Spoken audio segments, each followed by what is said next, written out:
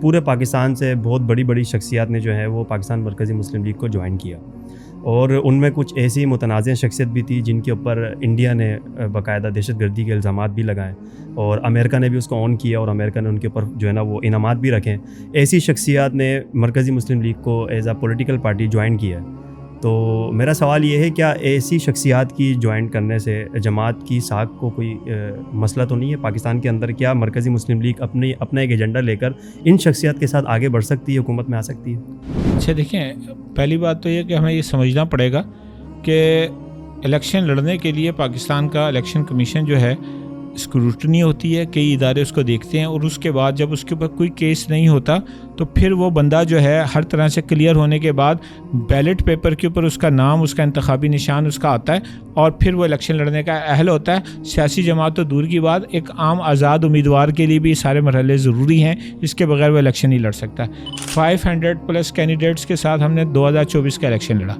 اور ہمارے یہ لوگ چونکہ الیکشن کمیشن اور اس کی اسکروٹنی اور تمام مراحل سے گزر کر آئے تھے، ان میں سے کوئی ایک بندہ بھی ایسا نہیں کہ جس کے اوپر کوئی FIR ہو، اس پاکستان کے اندر کوئی اس کے اوپر کوئی الزام ہو، کوئی اس کا شناختی کارڈ بلاک ہو، کوئی اس کا اور بینک اکاؤنٹ کا معاملہ ہو، کسی قسم کی اس کی کرمنل ایکٹیویٹی ہو، کلیئر ہوا ہے تو وہ اس وقت الیکشن لڑنے کا اہل ہے۔ ایک بات۔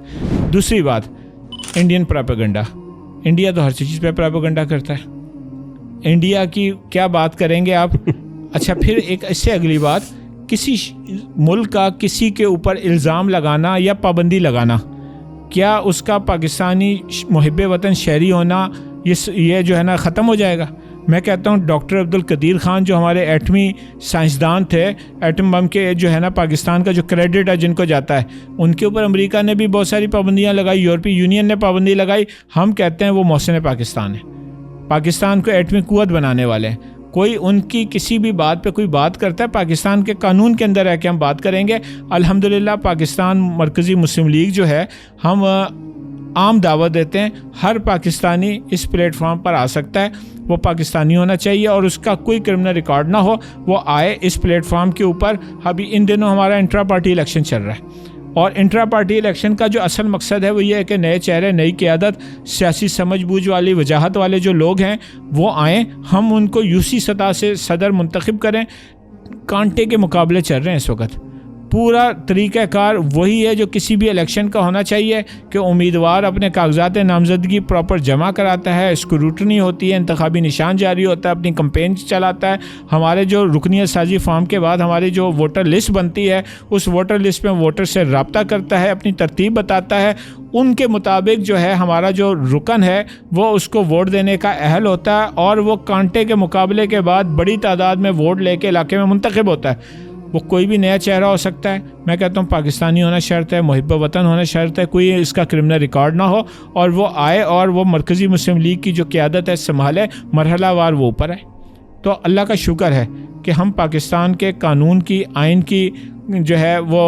اس کو ماننے والے لوگ ہیں، عمل کرنے والے لوگ ہیں، اور اس کا ریکارڈ پاکستان کے تمام جو قانون نافذ کرنے والے ادارے ہیں، پاکستان کا میڈیا ہے، میں کہتا ہوں اس سے بڑھ کر پاکستان کے جو شہری ہیں سب اس کی گواہی دیں۔ انٹرنلی دیکھیں تو یہ بات ہمیں صحیح لگتی ہے کہ پاکستان کے قانون کے اندر، اگر ہم انٹرنیشنل سطح پہ جائیں تو آپ کے ایک مذہبی رہنما ہے سیف اللہ خالد صاحب نا، اور وہ آپ کی ایک سینٹرل قیادت کا حصہ بھی ہیں۔ تو ابھی حالیہ دنوں میں جو انڈیا نے ایک پروپیگنڈا کیا، اس کا سارا الزام جو سیاحوں کو جو نا ان کے ساتھ جو معاملات ہوا ہے، وہ سارا اس کا ماسٹر مائنڈ انہوں نے سیف اللہ خالد صاحب کو دے دیا کہ یہ سیف اللہ خالد صاحب نے ماسٹر پلان کیا اور ہمارے انڈیا میں آ کے سیاحوں کو مارا، جس کے بعد انہوں نے اپنی خواہش پوری کی پاکستان میں مسجدوں پہ حملے کر کے، اور پھر جب پاکستان نے ان کو جواب دیا تو ان کی عقل ٹھکانے آ گئی۔ تو اس سارے سینیریو کو دیکھتے ہوئے اگر آپ پارٹی الیکشن جیت جاتے ہیں، کسی منسٹری کا عہدہ مل جاتا ہے سیف اللہ خالد صاحب کو، کسی وفاقی وزیر کا عہدہ مل جاتا ہے، تو انٹرنیشنل ٹور بھی ان کے ہوں گے، تو کیا وہ پاکستان سے باہر، کیونکہ پاکستان سے باہر تو انڈیا نے اتنا پروپیگنڈا کیا ہے، وہ ان کو دہشت گردی سے جوڑ دیا، تو اگر وہ کوئی وزیر بنتے ہیں تو وہ بیرون ملک سفر کریں گے؟ آپ کا کیا خیال ہے؟ مجھے یہ چیز سمجھ نہیں آتی، کیا وہ کر سکیں گے؟ اچھا دیکھیں، بات یہ ہے کہ انڈیا کا جو پروپیگنڈا ہے، جو چاہے آپ کو اس نے کرشمہ ساز کرے، وہ تو غبارہ بھی آ جائے تو پاکستان کے اوپر الزام لگا لیتے ہیں، کبوتر بھی آ جائے تو ان کی جو صحافت ہے اور ان کی جو عقل ہے اس پہ ماتم ہی کرنا چاہیے، ان کو سنجیدہ نہیں لینا چاہیے، اور یہ دنیا بھی جانتی ہے کہ اگر بات یہ ہے کہ میں یہ کہتا ہوں کہ یہ جنگ جو تھی نا، یہ صرف NDTV ZTV اور جو ہے نا ان چینلز کے اوپر جو جس انداز سے تھا کراچی وہ تباہ کر چکے تھے, لاہور کی بندرگاہ وہ تباہ کر چکے تھے, تو دنیا بھی ان کو مانتی ہے, آپ ان کو اتنا سنجیدہ نہ لیں. البتہ مرکزی مسلم لیگ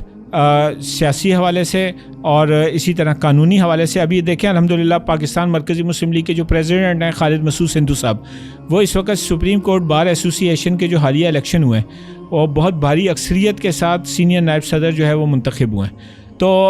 اتنے بڑے پلیٹ فارم کے اوپر الیکشن لڑ کے, اور ایسے لوگ جو سینئر وکلا ہیں, ججز ہیں, ان کے اس پلیٹ فارم کے اوپر آ کے وہ منتخب ہوئے ہیں. تو ہم مرکزی مسلم لیگ جو ہے وہ پاکستان کی ایک باوقار سیاسی جماعت ہے. ہم پاکستان کے لیے کچھ کرنے کا جذبہ رکھتے ہیں, عوام ہماری خدمات سے پہلے سے واقف ہیں, اور جب بھی ہمیں موقع ملے گا تو انشاءاللہ العزیز پاکستان کا بہترین مقدمہ لڑیں گے, سفارتکاری کریں گے, پاکستان کے حوالے سے جو کام کرنے والا ہے اس کو آگے بڑھ کے کریں گے جو موقع ملے گا. میں کہتا ہوں ہم وہ لوگ ہیں,